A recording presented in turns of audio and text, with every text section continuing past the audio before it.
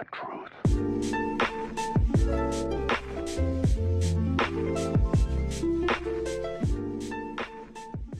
Yo, what is going on, guys? My name's SkullKidX, and in today's video, we're going to be talking about E3. Now, E3 is one of the best times to be a gamer because there's tons of new games coming out. There's tons of information about new games. All of this stuff is happening that is freaking amazing. There's tons of different games that are coming out this year that everybody is super hyped for, and I'm basically here to, pump up the news, get the hype out about E3. So, yeah, I'm basically just going to go ahead and talk about all the different things that each group are going to be doing. Alright, let's go ahead and get into it. Before we go ahead and get started, I would like to do this video's featured subscriber.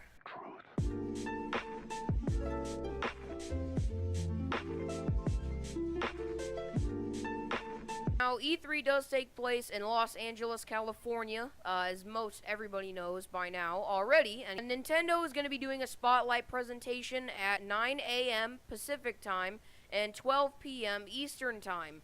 Now, basically, what they're going to be doing is they're going to be, giving a little kickoff trailer for Super Mario Odyssey and some of their other games, such as called ARMS, where you have, the little controllers you can punch and stuff like that. They're basically going to be showing off all of their new Nintendo Switch games that will be coming out later this year and maybe even next year.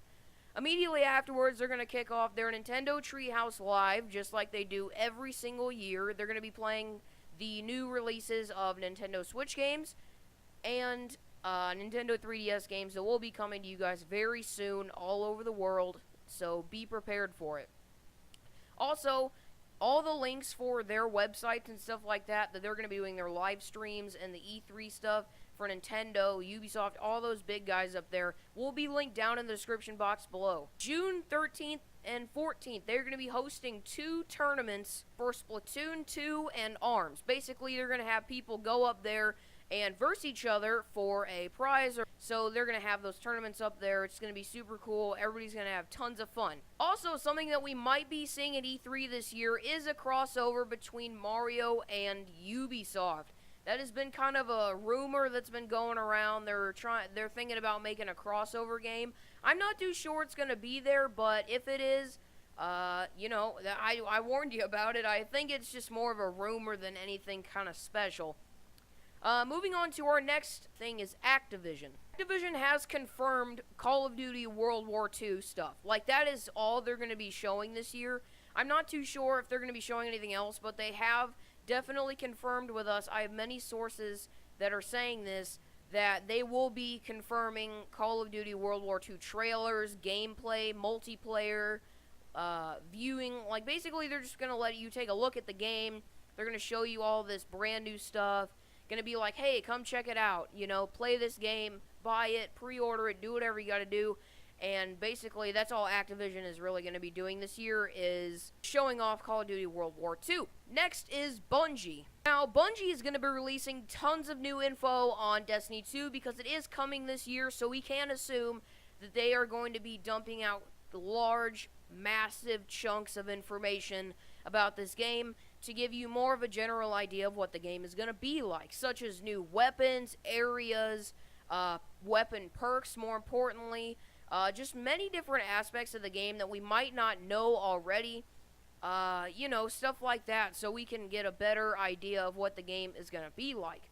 And that's pretty much their main focus on E3 for Bungie is Destiny 2, and maybe even a new, Halo game or something like that, but I highly doubt it because I don't know. I just don't really feel like, especially since they're working on Destiny 2, they're not really going to be releasing Halo anytime soon. Now, it is not confirmed if you're going to be able to play the missions, but you will be able to watch live gameplay of the Homecoming mission, the Inverted Spire Strike, and some of the new multiplayer mode Countdown. Now, basically, you're just going to be able to watch some of this, maybe have some people playing, and that's going to be Bungie's little area of expertise in E3 in 2017.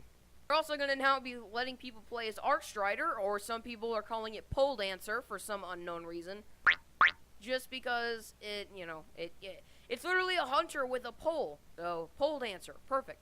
It has also been confirmed that Destiny 1 will no longer have any more expansions on it. Destiny 1 has really reached its max growing point. It's got everything that it needed for Destiny 1, and now Bungie's focus was going to be completely towards Destiny 2. So, sorry Destiny 1 players, if you don't have Destiny 2, then you're pretty much going to be left in the dust. How could this happen to me? Not necessarily, like, that was a bit of an extreme statement, but Destiny 2 will be the main focus for Bungie's whole idea. Now, next on our list is Ubisoft. They are going to be releasing Far Cry 5 in 2018, and they're going to be dropping, like, a humongous bomb of information on us this year at E3, giving us all new information for this new game that's coming out.